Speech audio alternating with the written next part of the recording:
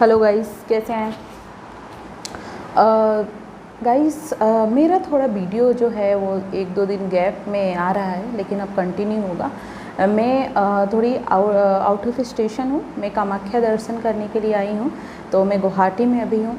तो थोड़ा सा अभी बिजी शेड्यूल चल रहा है। रोज़ डेली थोड़ा सा हम कुछ घूमने निकलते हैं। गुवाहाटी जो है जो बहुत ही ब्यूटीफुल प्लेस है। आप सबको एक बार ज़रूर आना चाहिए अगर आप घूमने के मूड में है तो। और माँ कामाख्या का दर्शन करें। हमने किया, हमारा जो एक वहाँ पे जा कर के जो आपको एक अनुभव होगा, वो एक स्त्री शक्ति का जो अनुभव होगा, वो एक अलग ही टाइप का एक फीलिंग होता है। जो चीज़ें आपको वहाँ पे महसूस होगी। तो माँ कामाख्या का दर्शन कीजिए। आइए और एक समय निकाल के एक बार ज़रूर दर्शन करें, क्योंकि वहाँ पे जा कर के आपको उस एहसास होगा अपनी शक्ति का, अपने पावर का। तो जो हमने किया, हमें बहुत ही अच्छा लगा। और हमारा जो एक्सपीरियंस था, वो एक्सपीरियंस हम क्या बोलें, वो तो जो हैं वही हैं। माता माँ हैं, शक्ति हैं, वही, उन्हीं से सारा संसार है। उनका दर्शन करके बहुत ही अच्छा लगा। वही थोड़ा सा मैं बाहर हूँ, तो थोड़ा सा गैप हो जा रहा है वीडियो बनाने में, लेकिन अभी कंटिन्यू अब कुछ दिनों में अब डेली एक वीडियो में ज़रूर बनाऊँगी। तो मेरा कहने का ये है कि आज जो मैं स्टार्ट करने वाली हूँ, एक डायलॉग के साथ स्टार्ट करने वाली हूँ। बोलते हैं कि पॉलिटिक्स में ना कोई अपना होता है, ना कोई पराया। कब दुश्मन दोस्त बन जाए और कब दोस्त दुश्मन बन जाए, वो कोई नहीं जानता। तो ये कहावत बहुत ही सूटेबल होता है पॉलिटिक्स में। मैं इस चीज़ को गलत नहीं मानती हूँ, पॉलिटिक्स कुछ ऐसा है ही। मैं एक्चुअली पॉलिटिक्स जब सब लोग बोलते हैं कि पॉलिटिक्स ये है वो है, नहीं, मुझे पॉलिटिक्स से एक बहुत ही पॉजिटिव वे में लेती हूँ। लोग बोलते हैं कि पॉलिटिक्स ख़राब होता है, ये होता है। अब मुझे बताइए, अगर पॉलिटिक्स ख़राब होता तो हम आज पॉलिटिक्स, अगर हर चीज़ पॉलिटिक्स में ख़राबी होती, तो फिर हम यहाँ पे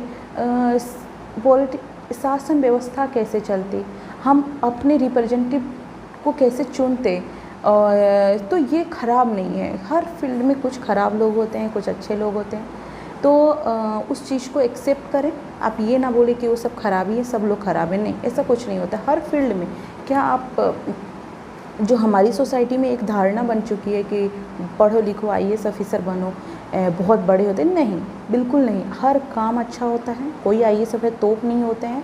उनमें भी कुछ अच्छे होते हैं, कुछ बुरे होते हैं। हर फील्ड में कुछ अच्छे और कुछ बुरे होते हैं। हर काम बराबर होता है, हर काम अच्छा होता है। आपको जो मन वो कीजिए, बट अच्छे और ईमानदारी के साथ कीजिए।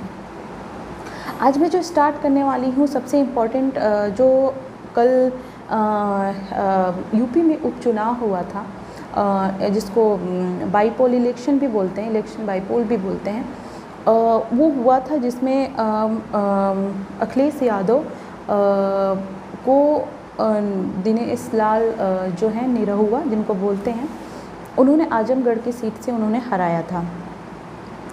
उसके अलावा रामपुर में भी बीजेपी की जीत हुई, आजमगढ़ में भी बीजेपी की जीत हुई। ये दिखाता है कि जो यूपी में लोग सपा से हो या कांग्रेस से हो, किस कदर उनके विचारों को, उनके कामों को नकारा जा रहा है। तो कहीं ना कहीं ये एक कुछ सालों का गुस्सा है, जो चीज़ें जनता उनको दिखा रही है। तो मैं कुछ लिख करके रखी हूँ। जो इलेक्शन बाईपोल हुआ, आजमगढ़ से दिनेश लाल जीते, जिनको निरहुआ, भोजपुरी इंडस्ट्री में उनका काफ़ी नाम है, वो काफ़ी फिल्में कर चुके हैं। उसके अलावा मैं बोलूँ, रामपुर से घनश्याम लोधी, जो वो भी बीजेपी के हैं, उन्होंने भी SP के असीम राजा को हराया। इम्पोर्टेंट तो ये है कि आजमगढ़ से अखिलेश यादव को दिनेश लाल ने हराया, निरहुआ ने हराया। अखिलेश यादव एक जाने माने समाजवादी पार्टी के नेता है, आप सांसद के पूर्व मुख्यमंत्री भी हैं, एक्स CM भी हैं। उनको हराया, तो ये एक बड़ा अचीवमेंट उनके लिए माना जाएगा। ऐसे जो हुआ, उसके अलावा अगर मैं बोलूँ पंजाब में भी हुआ था, जिसमें अकाली दल के जो नेता थे, संगरूर से अकाली दल के प्रमुख सिमरजीत सिंह ने आपके गुरमीत सिंह को हराया। तो ये भी है कि वहाँ पर भी चुनाव हुआ था, वहाँ पे जो जीत मिली है वो अकाली दल को मिली है। मैं ये बोलना चाहती हूँ कि जो इलेक्शन बाईपोल होता क्या है, आप देखते होंगे कि जो इलेक्शन होता है वो एमएलए का हो या एमपी का हो 5 साल के लिए होता है, एक साथ होता है। लेकिन ऐसी क्या ज़रूरत पड़ जाती है कि बीच में इलेक्शन बाईपोल या उपचुनाव बोल सकते हैं, वो करवाना पड़ जाता है। तो ये इसलिए होता है, कभी कभी कोई एमपी हो या एमएलए हो, राइट, अपनी सीट खो देता है, वो या तो गलत तरीके से कुछ ऐसा हो जाता है कि उसको निकाल दिया जाता है, या उसकी डेथ हो जाती है, या वो पार्टी छोड़ देता है, या अपनी सीट छोड़ देता है, तो वो सीट वैकेंट तो रहेगी नहीं, तो उसके लिए उस पर चुनाव कराया जाता है ताकि उस सीट को फुलफ़िल कराया जा सके। तो यही बात आजमगढ़ में हुई थी, जब उस टाइम पे जो चीज़ें हुई थी कि पोस्ट जो वहाँ के जो एमएलए का पोस्ट था, सॉरी एमपी का पोस्ट था, वो वैकेंट था, और वहाँ पे चुनाव लड़ाया गया, और यहाँ पे दिनेश लाल को जीत मिली। तो जब कोई भी एमपी एमएलए बीच में पार्टी छोड़ देता है, या उसको ऐसी चीज़ें हो जाती है कि उसको पार्टी से हटा दिया जाए, या उसकी डेथ हो जाए, या किसी भी चीज़ से वो सीट वैकेंट हो जाती है, तो उसको फुलफिल कराने के लिए वो चुनाव किया जाता है। अब ये बोलेंगे कि क्या उनका भी जो पीरियड होता है वो 5 साल का होता है, तो नहीं। अगर मान लीजिए 2 साल के बाद ये इलेक्शन बाईपोल होता है, तो 3 ईयर रिमेनिंग होता है, वो 3 ईयर का ही उनका पीरियड होता है। तो ऐसा नहीं होता है कि उनका 5 साल का हो, नहीं, जो चीज़ें बची हुई है वो उतने साल तक ही वो वहाँ के एमपी या एमएलए रहेंगे। तो बीच में बोल सकते हैं कि बीच में सडनली वैकेंट हो जाए, तो उसके लिए वो इलेक्शन करवाया जाता है, और वहाँ पे सीट फिर वहाँ पे एमपी हो या एमएलए हो वहाँ पे आता है। तो यही यूपी में फिर से बीजेपी ने अच्छा रिजल्ट लिया है, दोनों सीट पे उन्होंने बीजेपी की जीत हुई है और सपा की हार हुई है। एक इम्पॉर्टेंट बात है कि बीएसपी मायावती की पार्टी ने भी अच्छा परफॉर्मेंस किया है, भले उनको हार मिली लेकिन परफॉर्मेंस उनका अच्छा रहा है। इस पे तो मायावती ने बोल भी दिया है कि अगर बीजेपी को यूपी में कोई टक्कर देगा तो वो है बीएसपी, कांग्रेस और एसपी का तो अब कोई रोल नहीं है। तो उनका अच्छा ये कॉन्फिडेंस है, उनका बिल्कुल होना चाहिए, क्योंकि डेमोक्रेटिक पार्टी में अपोजिशन स्ट्रॉन्ग होना ही चाहिए, क्योंकि तभी डेमोक्रेटिक कंट्री एक स्ट्रॉन्ग रहेगी। कभी भी रूलिंग पार्टी को इतना ज़्यादा पावर वो ना समझे कि वो कुछ भी करे। तो इसलिए अपोजिशन को ये ध्यान में रखना होगा कि ऐसा क्या है कि हम हारते जा रहे हैं, उनकी स्ट्रैटेजी कैसी है, उनका काम कैसा है, अपने आप को इम्प्रूव करना होगा, जो कि बहुत डाउनफॉल हो चुका है। तो अब डेमोक्रेटिक कंट्री हो, उसमें अपोजिशन को स्ट्रॉन्ग होना ही पड़ेगा। हम कांग्रेस से तो अब उम्मीद नहीं लगा सकते कि जैसा हाल यूपी में हुआ है, जैसा अदर स्टेट में हुआ है, तो कांग्रेस का तो बहुत ही ख़राब हाल है। लेकिन हाँ, अदर जो रीजनल पार्टी है वो अपने आप को इम्प्रूव करे। लेकिन खैर बीजेपी अब भी बहुत अच्छा कर रही है, और अगर यही रहा तो बीजेपी अभी कंटिन्यू चलती भी रहेगी। तो कॉन्ग्रेचुलेशन बोलना चाहूँगी बीजेपी को, जिन्होंने अच्छा परफॉर्मेंस दिया।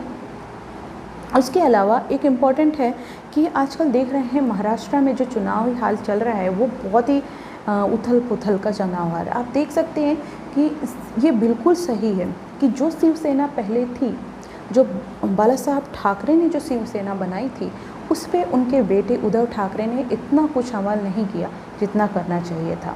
बाला साहब ठाकरे ने हिंदुत्व को लेकर के जो एक छवि बनाई थी, वो छवि वो कायम नहीं रख पा रहे हैं। मैं ये नहीं बोलूँगी कि आप हिंदू वहाँ पे सिर्फ दूसरे को अत्याचार करें, लेकिन जो उन्होंने एक रोल एक बेस बना के रखा था, उस पर उन्होंने कोई काम नहीं किया है। आप देख सकते हैं कि महाराष्ट्र ही है जहाँ पे हनुमान चालीसा पढ़ने के लिए देशद्रोह घोषित किया गया था। तो मुझे लगता है कि बाला साहब ठाकरे ये बिल्कुल नहीं चाह रहे होंगे कि ऐसा हो।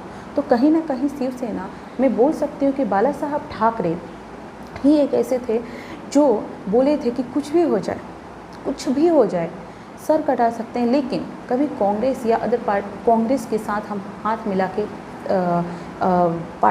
जो अपना कांग्रेस के साथ हाथ नहीं मिला सकते हैं। लेकिन आप देख सकते हैं कि अभी जो इस महाराष्ट्र में अलायंस पार्टी है, शिवसेना है, कांग्रेस, एनसीपी, ये सारी मिल करके उन्होंने अपना जो बनाया था सीएम के लिए जीते, जो भी है अपना सीएम बने थे उद्धव ठाकरे, इन लोगों के सपोर्ट से। तो बाला साहब ठाकरे का जो बातें थी, जो आइडियोलॉजी थी, वो सारी चीज़ें तो मुझे नहीं लगता कि उद्धव ठाकरे फुलफ़िल कर पा रहे हैं। तो वैसे ही कुछ उन्हीं के पार्टी के जो नेता हैं एकनाथ शिंदे, उन्होंने पार्टी के अपने साथ साथ और सारे जो विधायक हैं उनको भी ले करके, और उन्होंने पार्टी ये बोल रहे हैं कि हम शिव सैनिक हैं, शिवसेना नहीं छोड़ रहे हैं, लेकिन हम अलग हो रहे हैं।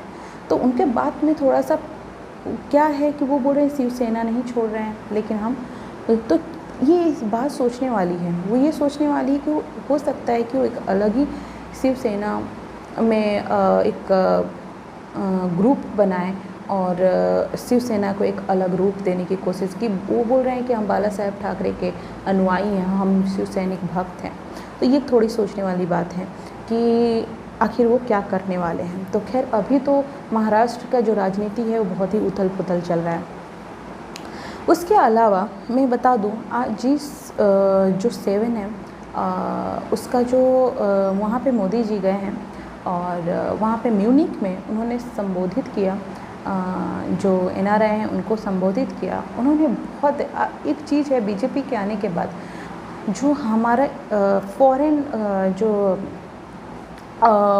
कम्युनिकेशन है, फॉरेन ट्रेड है, जो ये सारी चीज़ें जो है, फॉरेन रिलेशनशिप है, तो ये सारी चीज़ें बहुत ही इम्प्रूव हुई है। उन्होंने अपने भाषण में ये बोला कि आज इंडिया जो है आज जो इंडिया जो है थर्ड लार्जेस्ट स्टार्टअप, तीसरा स्टार्टअप इकोसिस्टम बन गया है। आज भारत दुनिया में सेकंड मोबाइल फ़ोन नंबर पे है, सेकंड रैंक पे है, फ़ोन एक्सपोर्ट कर रहा है। तो ऐसे इंडिया का जो स्टार्टअप है, इंडिया का जो बिज़नेस है, वो काफ़ी इम्प्रूव हो रहा है। आप लोग आएँ और ज़्यादा से ज़्यादा इंडिया में अपना के साथ काम करें। इन्होंने बोला, साथ ही मोदी जी ने वहाँ पे बोला कि इंडिया जो है वो हमारा मदर ऑफ डेमोक्रेसी है। वहाँ पे डेमोक्रेसी जो कि एक ब्यूटीफुल होती, किसी भी कंट्री के लिए डेमोक्रेटिक होना एक बहुत ही अच्छी चीज़ होती है। तो ये इंडिया को उन्होंने ये बोला। उन्होंने फिर से वो इमरजेंसी जो लगाई गई थी 1975 में, उसको फिर से बताया कि वो एक काला कानून था, जिसको एक डिक्टेटरशिप हिटलर की तरह उन्होंने इस चीज़ को बताया, जो कि हमारे देश के लिए एक बहुत ही ख़राब था। एक उसके अलावा उन्होंने बोला कि आज इंडिया जो है, इंडिया के साथ, भारत के साथ वो महान शक्तियाँ, वो महान जो जितनी पावरफुल कंट्री है वो मिल के काम करना चाहती है। तो एक अच्छा सिंबल है कि आज हम वो वहाँ पर पहुँच गए हैं जहाँ पे बड़े बड़े देश हमारे साथ काम करने के लिए इच्छुक हैं। उसके साथ ही एक चीज़ है कि मैं ये बोलना चाहूँगी, ये जितनी भी चीज़ें हो रही है वो इंडिया को अभी और भी आगे बढ़ने की ज़रूरत है। लेकिन जो अभी इंडिया जो है बहुत अच्छा प्रोग्रेस कर रहा है, प्लीज़ उस चीज़ को देखें। आप सबको मैं बोल रही हूँ, कोई काम छोटा बड़ा नहीं होता है, कोई भी काम छोटा, आप ये ना सोचें कि ये छोटा है ये बड़ा, कोई भी काम है बस लगन के साथ करें, उस सब काम अच्छा होता है। मोदी जी ने, और दूसरी बात एक इम्पॉर्टेंट चीज़ मैं बता दूँ, आज मैंने वीडियो ऑलरेडी बनाया था अग्निपथ स्कीम। आप सोच सकते हैं कि आज जो एप्लीकेशन आया है यंगस्टर यूथ का जो एप्लीकेशन आया है, वो 56960 एप्लीकेशन अप्लाई किया गया है अग्निपथ के लिए। तो आप देख सकते हैं, जो वो लोग जो रोडों पे तमाशा कर रहे हैं, ट्रेन को जला रहे हैं, गवर्नमेंट प्रॉपर्टी को नुकसान कर रहे हैं, उनकी वजह से वो मासूम बच्चे जो परेशान हो रहे हैं, बहुत सारे दिन तक स्कूल बंद किया गया, बहुत लोग इंजर्ड हो गए। तो ये जो कर रहे हैं, मुझे नहीं लगता है कि वो वीर बनने के काबिल हैं। अग्निवीर वो है जो देश के लिए मर मिटे, देश को नुकसान ना पहुंचाए। तो मुझे लगता है कि ये जो आवेदन, जो एप्लीकेशन दिया गया है, उन लोगों के लिए है, उन पार्टी के लिए है जो इस चीज़ को गलत बता रहे हैं। मैंने पहले भी बोला है कि ये स्कीम, मैंने पहले भी बोला था कि ये स्कीम बेस्ट है, आप सबको इसमें जाना चाहिए। ये स्कीम वो स्कीम है जो आपको ये फील करवाएगी कि हमें देश में, हमें सेना को फील करवाएगी कि हम सब एक सैनिक है, हम सबको एक सैनिक बनना है, हम सब इंडियन डिफेंस सिस्टम में जाना चाहते हैं, हम सब सैनिक बनेंगे, हम सब में वो क्रेज़ होगा, हम सब में भारत के लिए मर मिटने का जोश होगा, तभी हमारा देश एक पावरफुल बनेगा। ये सोच के साथ हमें आगे बढ़ना चाहिए, ना कि नुकसान पहुंचा के आगे बढ़ना चाहिए। तो मैं इतना ही बोलना चाहूँगी। और नेक्स्ट वीडियो जो होगा आपको तुरंत मिलेगा, एक नई सोच, एक नए विचार के साथ। और जो चाहे वो करिए, किसी की मत सुनिए, आगे बढ़िए। हम लड़कियों को, स्पेशली मैं बोल रही हूँ, हम लड़कियों को जो चाहे वो करना है, आगे बढ़ना है। और हाँ, एक चीज़ मैं बोलना चाहूँ, कभी भी गलत अगर है तो आवाज़ उठाइए। गलत के ख़िलाफ़ अगर आप आवाज़ नहीं उठाएंगे तो आप, कुछ लोग तारीफ करें बहुत सीधी है, सादी है, बहुत अच्छी है, लेकिन वो गलत है। गलत के ख़िलाफ़ अगर कोई आपको बुराई भी करे तो कोई मतलब नहीं है, लेकिन कोई गलत करे आपके साथ, गलत कोई करे तो आप उसके ख़िलाफ़ आवाज़ हो, और वो कोई भी हो, आपके घर के ही कोई नहीं हो। तो प्लीज़ आगे बढ़ें, जो चाहे वो करें, खुश रहें, खुशियाँ बाँटें, बहुत सारा प्यार करें, अपना ध्यान रखें। Thank you.